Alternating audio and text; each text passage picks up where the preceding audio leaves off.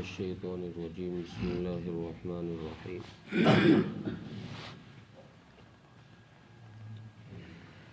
تلك حدود الله ومن يطع الله ورسوله يدخله جنات تجري من تحتها الأنهار خالدين فيها وذلك الفوز العظيم.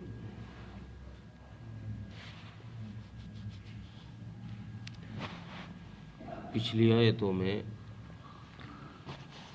میراث کے احکامات کا تذکرہ کیا گیا.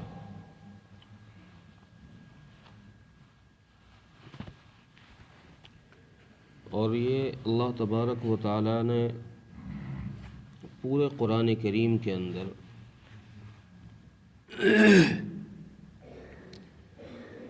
یہ بات ہر جگہ ارشاد فرمائی ہے. جہاں احکامات کا تذکرہ اللہ قرآن میں فرماتے ہیں اس کے بعد ان احکامات پر پابند رہنے کے لیے، ان پر عمل کرنے کے لیے لوگوں کے اندر ترغیب اور ترہیب کی ضرور ہدایت فرماتے ہیں. ان آیات کے آخر میں اللہ تبارک و تعالیٰ بندوں کو ڈراتے بھی ہیں، اپنا خوف دلاتے ہیں اور ان پر عمل کرنے کی وجہ سے انعام کے وعدے بھی فرماتے ہیں. تو ان آیتوں کے اندر بھی اللہ تبارک و تعالیٰ نے ترغیب دلائی ہے بندوں کو کہ یہ جتنے چیزیں پچھلی آیتوں کے اندر ذکر کی گئی ہیں یہ سب اللہ کے احکامات ہیں اور یہ شریعت کی حدود ہیں. اب جو شخص ان حدود پر رہے گا وہ اللہ اور اس کے رسول کی اطاعت میں شمار ہوگا، اور جو ان حدود سے نکل جائے گا وہ اللہ اور اس کے رسول کی اطاعت سے نکل جائے گا. اس کا مقام الگ ہے. پہلی آیت میں ان لوگوں کا ذکر کیا گیا ہے جو ان حدود پر قائم رہتے ہیں، ان احکامات پر عمل کرتے ہیں. جو میراث کے مسائل قرآن کریم میں بیان کیے گئے ہیں خصوصاً اس صورت کے اندر، تو ان پر عمل کرنے کے لیے اللہ تبارک و تعالیٰ فرما رہے ہیں کہ ان پر چلو، ان پر عمل کرو. یہ ہم نے حدود قائم کر دی. ان آیتوں میں جو صورتیں بیان کی گئی ہیں اس سے کچھ صورتیں مستثنی ہیں، الگ ہیں. مستثنی مطلب اس سے ہٹ کر ہیں، جن میں میراث نہیں چلے گی. یہاں ایک اصول یہ بیان کیا گیا تھا، آپ کو یاد ہوگا آیت کے شروع میں میں نے یہ بات عرض کی تھی کہ میراث میں رشتہ داری جو چلتی ہے وہ قرابت والی رشتہ داری چلتی ہے. جتنا قریب ہوگا اتنا ہی میراث کا حقدار ہوگا. اگر رشتہ داری اس کی دور چلی گئی، بیٹے کی جگہ پر پوتا پہنچ گیا تو پوتا بیٹے کے ہوتے ہوئے محروم ہو جائے گا، چونکہ وہ رشتہ داری میں دور ہو گیا بیٹے سے، بیٹا قریب ہے. تو کچھ صورتیں اس میں وہ ہیں جو اس حکم سے مستثنی ہیں، الگ ہیں. جیسے ان میں سب سے پہلا مفسرین نے لکھا ہے کہ وہ شخص ہے جن کے دین آپس میں مختلف ہوں، بھلے ہی وہ قریبی ہوں، رشتہ دار ہوں، لیکن دین اگر مختلف ہے، ایک مسلمان ہے ایک کافر ہے، بھلے ہی قریبی ہیں یہ لوگ، لیکن پھر ان کے اندر میراث تقسیم نہیں ہوگی. اب کافر مرے گا تو مسلمان کو کچھ نہیں، مسلمان مرا تو کافر کو کچھ نہیں. مختلف دینوں کے ہوتے ہوئے کسی کو وارث نہیں بنایا جا سکتا. اسی طریقے سے وہ شخص، یہ حکم تو ہے ان لوگوں کے لیے جو شروع سے ہی کفر میں ہوں، شروع سے ہی جو یا تو کافر ہوں یا مسلمان ہوں، جو پیدائشی طور پر، یہ حکم اس کے لیے. ایک شخص وہ ہے جو پیدا تو ہوا اسلام میں لیکن کسی وجہ سے وہ مرتد ہو گیا، کافر ہو گیا، کفر میں داخل ہو گیا. تو اب اس کی میراث کا کیا حکم ہے؟ فقہاء کرام نے لکھا ہے کہ ایسا شخص جو پیدائشی طور پر مسلمان ہو لیکن کسی مجبوری کسی مسئلے کی وجہ سے وہ حالت ارتداد میں چلا گیا، حالت کفر میں چلا گیا، تو ایسا شخص جب مر جائے یا اس کا قتل کر دیا جائے تو یہ شخص مرنے کے بعد اس کا وہ مال جو حالت اسلام میں اس نے کمایا تھا،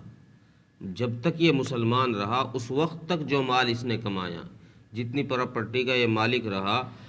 اس کو مسلمانوں میں تقسیم کیا جائے گا، اور جتنا مال حالت ارتداد میں اس نے کمایا وہ مال سارا بیت المال میں جمع کیا جائے گا، اس میں میراث تقسیم نہیں کی جائے گی۔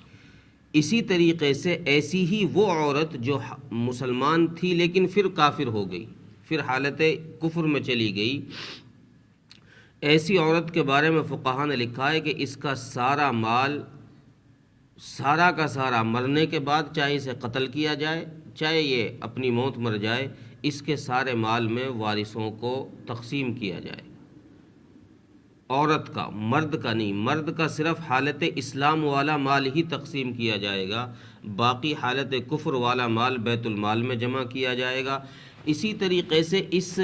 وراثت والی صورت سے وہ مستثنی ہے کہ اگر کوئی شخص کسی کا وارث ہو اور وہ مال کی وجہ سے اس کو قتل کر دے کہ یار اس کو نمٹاؤ، ٹھکانے لگاؤ اس کو تاکہ جلدی مال مل جائے،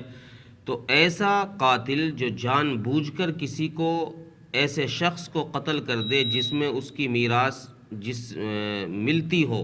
حصہ ملتا ہو، تو ایسے شخص کے قتل کی وجہ سے اس قاتل کو کوئی حصہ نہیں ملے گا،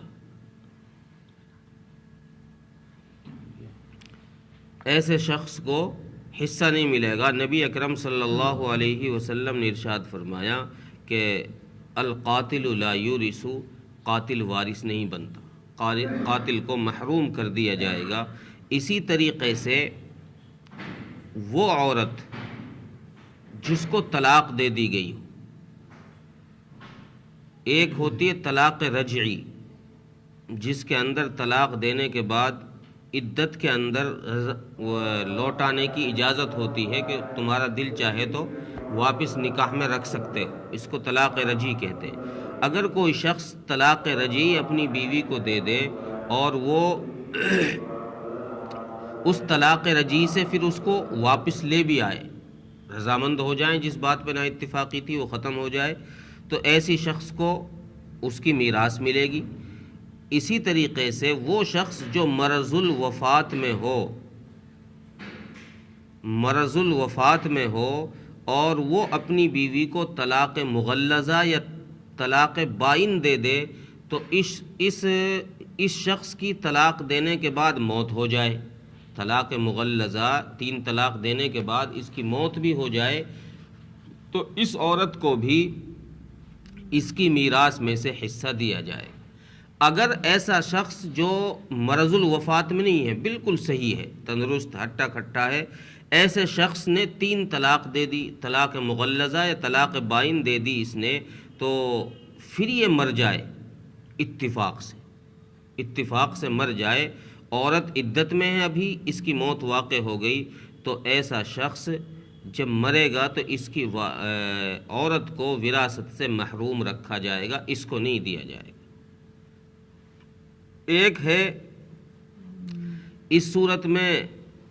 اس میراث کی صورت میں سے ایک یہ صورت مستثنی ہے، الگ ہے کہ اگر کوئی شخص مرے اور اس کی بیوی کے پیٹ میں بچہ ہو تو اس کا کیا حکم ہے۔